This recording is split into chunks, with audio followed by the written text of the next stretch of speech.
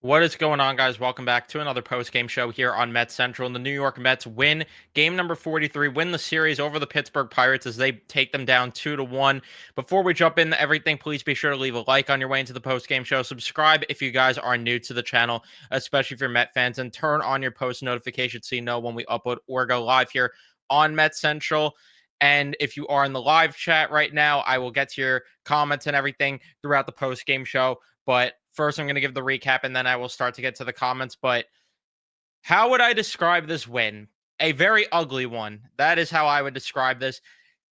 You got the win. You beat a Pirates team that you should be beating, but it needs to look a hell of a lot better than that, in my opinion, because just nothing yet again from this offense. Putrid offensive performance, putrid performance in the field. A lot of slop here, but thankfully this Pirates squad is so bad that they cannot hit a damn lick. And on top of that, you do have to obviously give credit to the fact that Kodai Senga worked in the jams, worked out of it all night.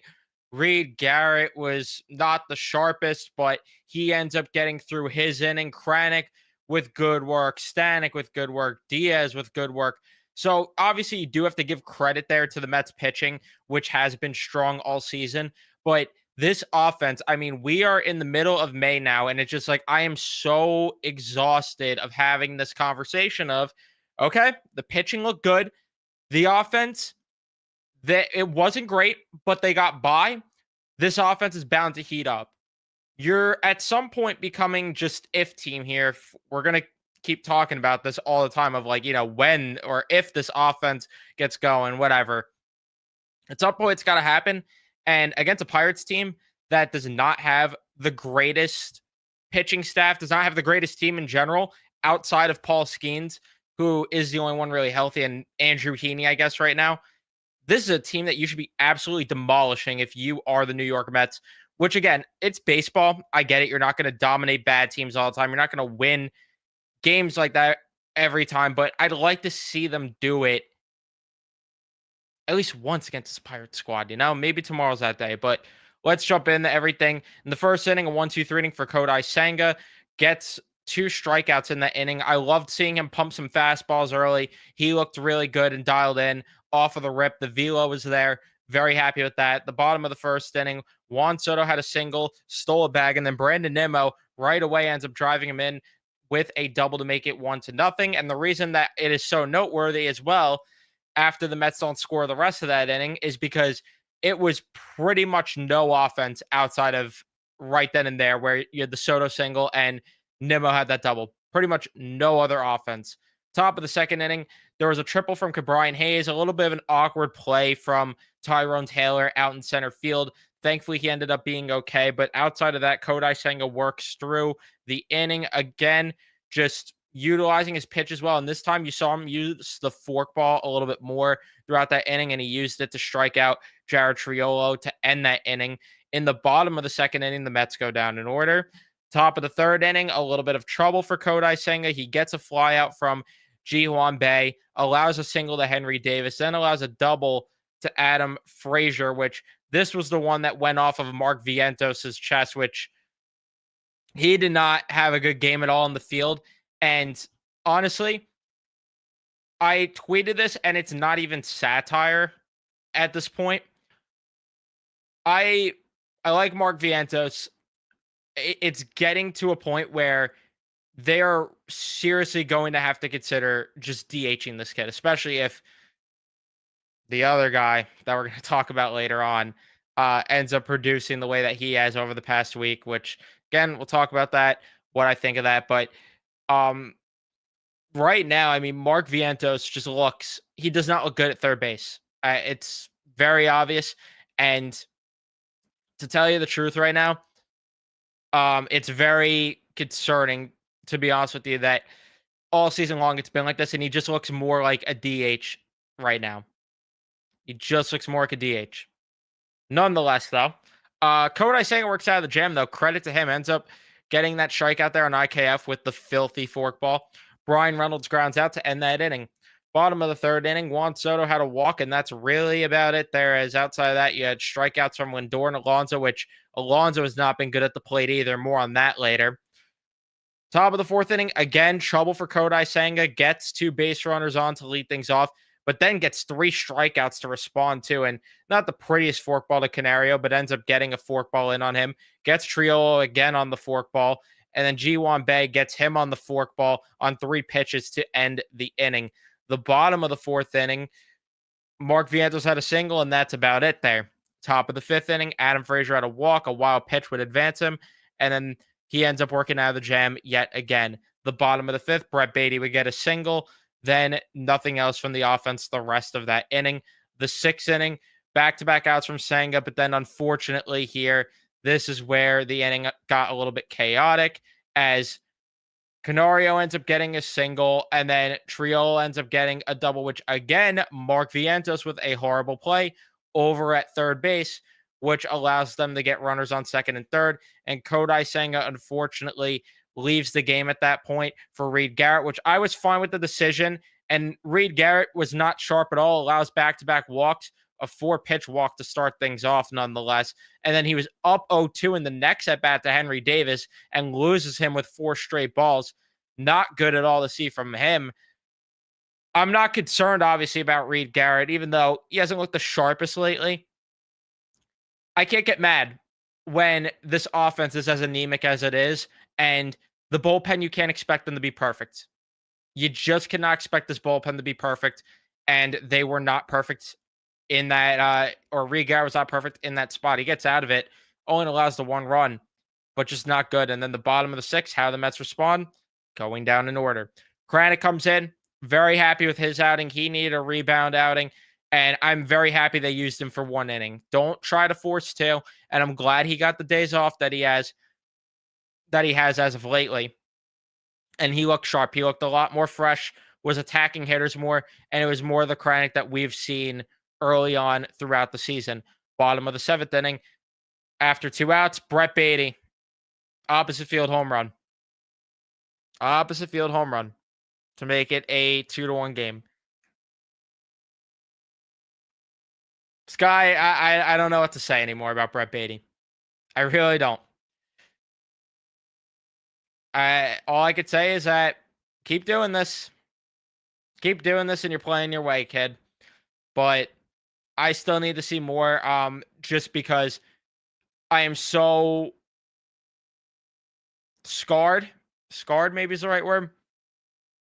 I don't know what the right word to use is, but I've seen this before with Beatty, where it's just like a stretch of playing well. I just need to see it become consistent before I buy in. And that's just me. If you guys are bought in, you do you. I don't want to rain on the parade for anyone. But that is just me personally. I am not bought in until further notice. Ryan Stanek comes in. He allows a single to Canario, but outside of that, looked really good. Gets 2 strikeouts, pumping 100 miles per hour. He has won his way back into the circle of trust, in my opinion. He looks a lot better as of lately. And again, allowed that single, but I think he's earned his way back in the circle of trust personally. He's had a couple of good, solid outings consecutively. Juan Soto had a walk in the bottom of the 8th, and outside of that, a whole lot of nothing for this Mets offense. And then Edwin Diaz comes into the game, allows a walk, and then you have an error from Lindor, and I thought, here we go again, right? Here we go again. IKF steals a bag, but thankfully he gets the strikeout on Reynolds and then gets Bart to ground out to end the game. So chaotic, stressful. This team needs to start hitting, though. I mean, just not enough traffic on the bases. You had the home run for Beatty. I mean, outside of Beatty and Soto, you pretty much had nothing from this offense. I mean, you had the Brandon Nimmo RBI single in the first, or RBI double in the first inning. Vientos had a single, but Soto was the only one that got on base from walks in this game. Brett Beatty was the only one with multiple hits in this game. This is a Pirates team you should be just absolutely decimating. I'm sorry, but you should be destroying this Pirates squad. Lindor went 0 for 4, 3 strikeouts. I'm not mad at him because of the way that he's been. Pete Alonso, though, I gotta be honest with you. I've been waiting. I've been biting my tongue a bit because of the fact that he has been good all season long thus far. So I've been quiet. I haven't said a word, but Pete Alonso has definitely cooled off lately. And I did mention it a little bit on the podcast, but now I want to just talk about it more because there was someone tweeted. I'm trying to find the tweet right now. It was sent in my group chat I'm in with some fellow Met fans here. Here we go. It's from Andrew the Piano Man at Mets fan 482 on Twitter. He said Pete Alonso has now struck out 14 times in his last 27 at bats. I hope this isn't the old Pete creeping back.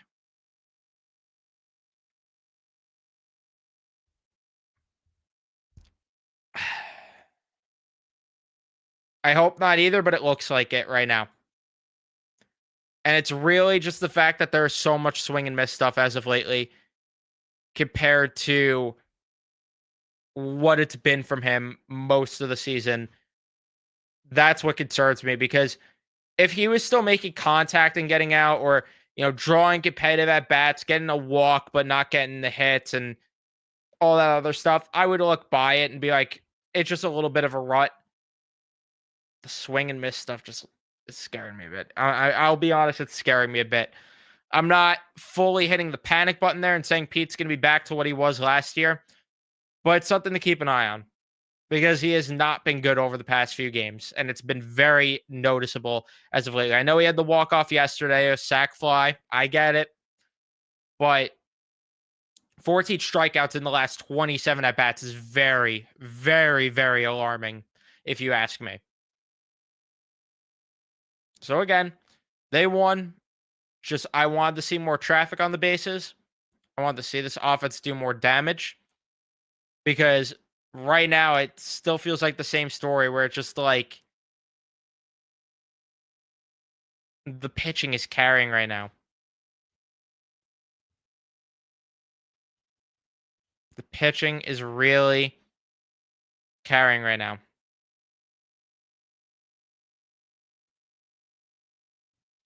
So, yeah. Let me see what you guys are saying though in the chat. Leave a like if you haven't, subscribe, all that stuff. And let's see. Lucky win tonight. If we are being honest, the Mets lose this series if they are playing a better team. Pitching was good, but the offensive defense must be cleaned up. Yep. And the defense has not been up to par all season compared to what it was last season. And I even texted the other day, and I stand by it. I love Lindor. Lindor is a Gold Glove caliber shortstop. There's been a lot of times this year, though, in crucial spots where he has made an error or just a poor play in the field where it's just not what we're accustomed to.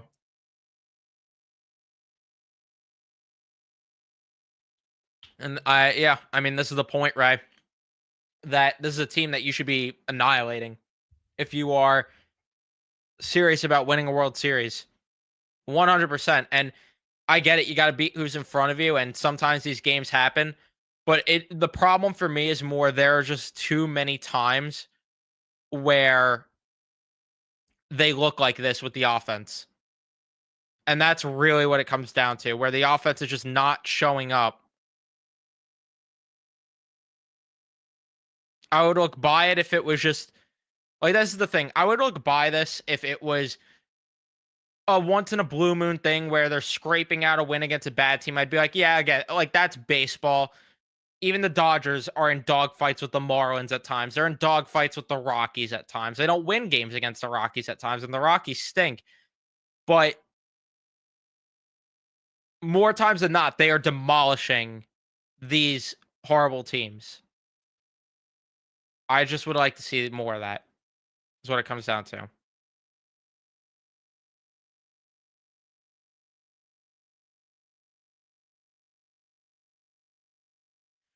Is Beatty pulling a 2024 Vientos?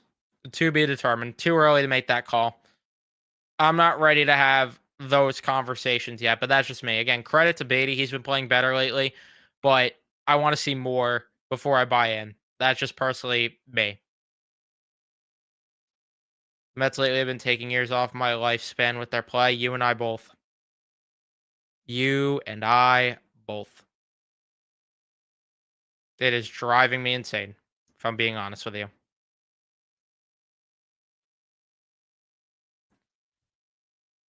But yeah, I'm going to wrap things up here. Thank you everyone for tuning in and watching. Leave a like if you enjoyed. Subscribe if you guys are new to the channel. Turn on your notifications so you know when I upload or go live. And I'll see you guys in the next one.